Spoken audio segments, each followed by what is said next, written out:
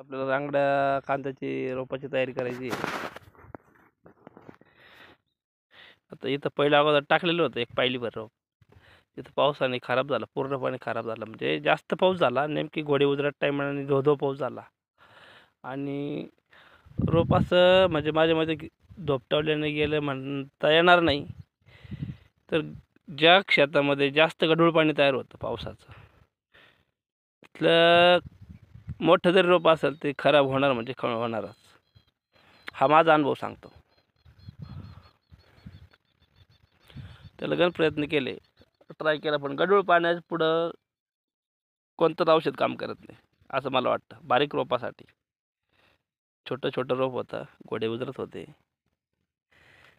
आणि इकडे आपण आता लाल कांद्याची तयारी करतोय, लागणीची तयारी.